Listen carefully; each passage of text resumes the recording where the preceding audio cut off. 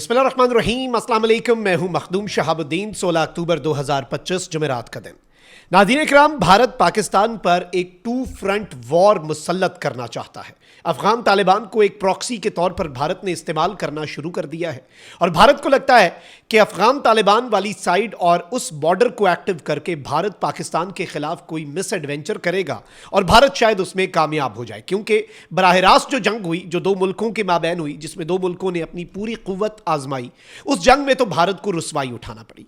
तो भारत ने अब ये स्ट्रैटेजी लगाई है, पहले टीटीपी और बीएलए के जरिए, और फिर अफगान तालिबान जो है उन्हें खुलकर सामने आना पड़ा, क्योंकि वो स्ट्रैटेजी भी काम नहीं कर रही थी और फितनल खवारिज और फितनल हिंदुस्तान को भी पाकिस्तान ठोक रहा था।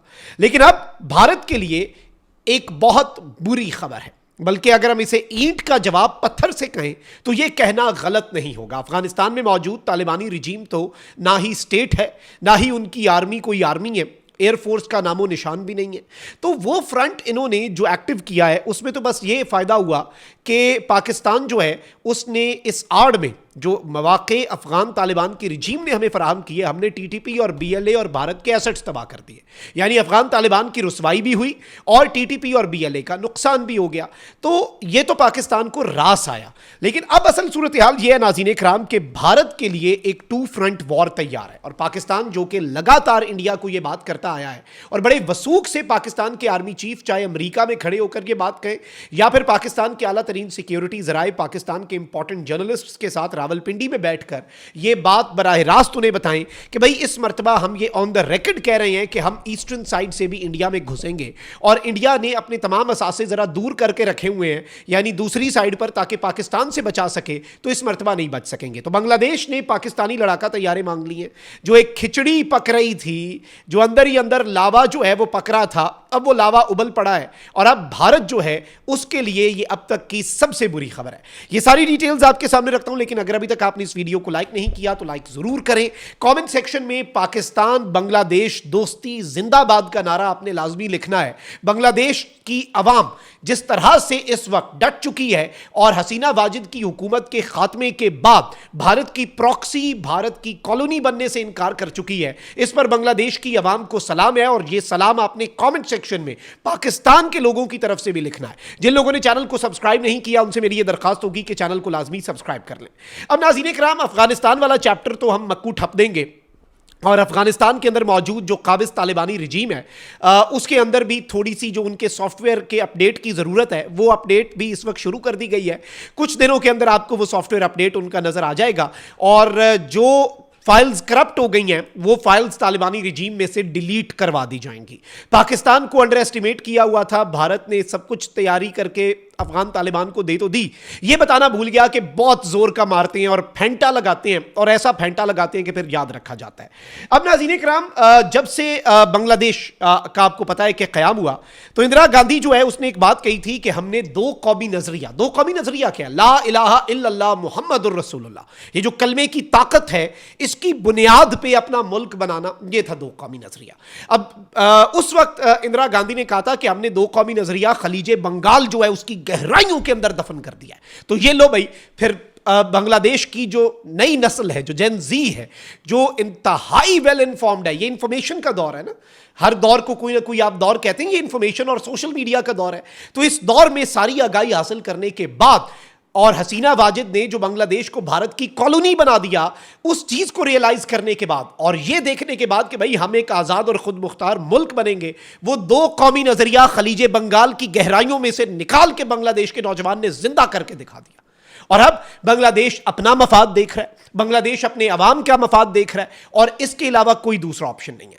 भारत जो है वो अपनी मिलिट्री डिप्लॉयमेंट जो है वो बढ़ा रहा है बांग्लादेश के बॉर्डर पे। बांग्लादेश को भारत जो है वो बुली करने की कोशिश कर रहा है, बट बांग्लादेश बुली नहीं होगा। ये गयूर कौम है, ये ताकतवर कौम है, ये स्टैंड लेने वाली कौम है, ये तुन के रख देगी भारत को।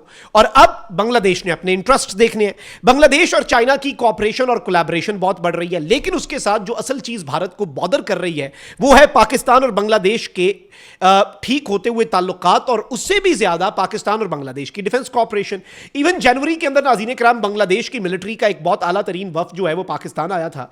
इस्लामाबाद के अंदर उन्होंने हाई लेवल मीटिंग्स की थी, यहां तक कि पाकिस्तान के एयर चीफ जो है उनके साथ भी एवेन्यूज ऑफ कोलैबोरेशन, ये था एक्सप्लोर एवेन्यूज ऑफ कोलैबोरेशन, यानी बाहमी ताउन और मिलकर आगे बढ़ने के मजीद रास्ते जैसे हैं उन्हें हमने एक्सप्लोर करना है, ढूंढना, ये उस वक्त ही बात हो गई थी। फिर नाज़रीन इकराम, अभी लेटेस्ट एक खबर आई है कि Bangladesh air force gets not to spend billions on multi role fighters. Bangladesh की जो एयरफोर्स है उसे बांग्लादेश की हुकूमत की तरफ से फाइनल 7 अक्टूबर को ये अप्रूवल मिली है, उन्हें ये कह दिया गया कि भाई बिलियंस ऑफ डॉलर स्पेंड करो, मल्टी रोल एयरक्राफ्ट जो है वो खरीदो और अपनी एयरफोर्स को बहुत ज्यादा मजबूत करो। फिर इवन टीआरटी जो टर्किश सरकारी मीडिया चैनल है उसने ये रिपोर्ट दी थी कि Bangladesh takes a leap from recent Pakistan India clash to buy Chinese fighter jets. Bangladesh जो है वो चाइनीज फाइटर जेट्स इसलिए खरीदना चाहता है कि पाकिस्तान ने भारत के तैयारे गिराए और बांग्लादेश भी अब भारत को अपने लिए एक थ्रेट समझता है, कॉमन एनिमी। अब नाज़रीन इकराम, इसके साथ ही साथ एक और खबर आती है कि China is reportedly finalising details to carry out the sale of 20 new J-10C fighters to Bangladesh air force, यानी 20 नए J-10C, ये वो J-10C हैं जो राफेल शिकन है। लेकिन अब नाज़रीन इकराम, बांग्लादेश के अपने न्यूज़पेपर्स क्या कंफर्म कर रहे हैं, ये खबर इतनी बड़ी नहीं थी। जो 7 सिस्टर्स चिकन नेक है वहां पर चाइना का और पाकिस्तान का मिलकर बांग्लादेश को एक एयर बेस बनाकर देना इतनी बड़ी बात नहीं थी। चाइना के साथ डायरेक्ट तैयारे बहुत से मुल्क खरीदते होंगे, लेकिन अब भारत जो है उसके लिए कुछ प्रॉब्लम्स बढ़ने जा रही हैं, क्योंकि बांग्लादेश एयरफोर्स जो है उसका एक्यूजेशन का जो प्रोग्राम है वो पहले एक बांग्लादेश के न्यूज़पेपर ने कंफर्म किया, अब एक और बंगाली लैंग्वेज न्यूज़पेपर जो है उसने कंफर्म किया है कि बांग्लादेश जो है वो चाइना से 20 J-10C जो तैयारे हैं वो खरीदने जा रहा है। 10 EFT टाइफून जो हैं वो बेसिकली इटली से खरीदने जा रहा है। 6 T-129 लाइट अटैक हेलीकॉप्टर्स जो हैं वो टर्की से खरीदने जा रहा है। इसके साथ ही साथ नाज़रीन इकराम, मैं आपको ये बता दूं कि इसमें एक नई एडिशन हुई है। वो एडिशन ये है कि J-10C तो पाकिस्तान भी चाइना से खरीदता है, लेकिन एक तैयारा है जो है JF-17 थंडर, ये बनता है पाकिस्तान एयरोनॉटिकल कॉम्प्लेक्स में। JF-17 थंडर के ब्लॉक 3 तैयारे जो हैं इसके हवाले से अब ये बताया गया है, एज पर अमर देश, ये बहुत ही पॉपुलर बांग्लादेशी न्यूज़पेपर है, बंगाली जुबान में छपता है। इसने कहा है कि भाई पाकिस्तान से 16 JF-17 ब्लॉक 3 तैयारे जो हैं वो बांग्लादेश परचेज करने जा रहा है ऑन इमरजेंसी बेसिस। अब ये इमरजेंसी बेसिस क्या है? इमरजेंसी बुनियादों पर, हंगामी बुनियादों पर। This is the first official confirmation of collaboration between Bangladesh air force and Pakistan air force. Pakistan air force अगर अपने तैयारे दे रही है तो हम जाकर ट्रेन भी करेंगे उनके पायलट्स को, यानी बांग्लादेश के एयर बेसेस में पाकिस्तान के फाइटर जेट्स भी खड़े होंगे, पाकिस्तान के जो फाइटर पायलट्स हैं वो भी वहां पर मौजूद होंगे। और अभी जो रीसेंट दौरा था ना बांग्लादेश का, जो पाकिस्तान के एक लेफ्टिनेंट जनरल लेवल के ऑफिसर ने किया, इसे बहुत इंपॉर्टेंट कहा जा रहा है।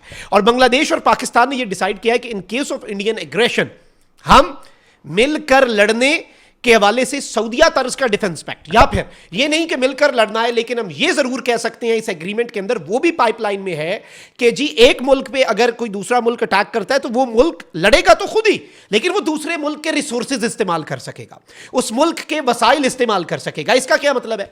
वसाइल इस्तेमाल करने का मतलब है एयरबेस, वसाइल इस्तेमाल करने का मतलब है कि फाइटर जेट्स, वसाइल इस्तेमाल करने का मतलब है कि मिसाइल्स, वसाइल इस्तेमाल करने का मतलब है कि टैंक्स, आर्टिलरी। लड़ेंगे खुद ही, लेकिन इस्तेमाल वही जो पाकिस्तान ने बात की कि इस दफा हम ईस्टर्न साइड से घुस के ठोक देंगे।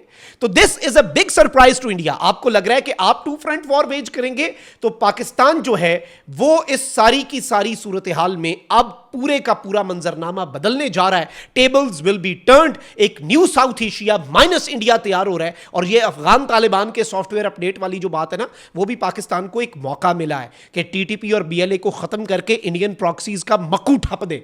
We will take this as an opportunity, not a threat, not a war, this is an opportunity. Afghan Taliban ने आपकी ईमा पर हमें मौका फराहम कर दिया है। We are very glad. और अब बांग्लादेश वाली साइड बचाओ। फिर उसके बाद चाइना ने अगर अरुणाचल और लद्दाख की तरफ देखना शुरू कर दिया, फिर क्या करोगे? करो ना ऑपरेशन सिंदूर 2.0। हम तो तैयार बैठे हैं, एयर स्पेस भी हमने बंद की हुई है, हम अपनी रीमोबिलाइजेशन और जरा सारी चीजें कर रहे हैं, रीडिप्लॉयमेंट कर रहे हैं, जरा तैयारी कर रहे हैं दो तरफा ठुकाई की। वी आर कंप्लीटली रेडी, ये याद रखिएगा। अल्लाह निगहबान, पाकिस्तान जिंदाबाद।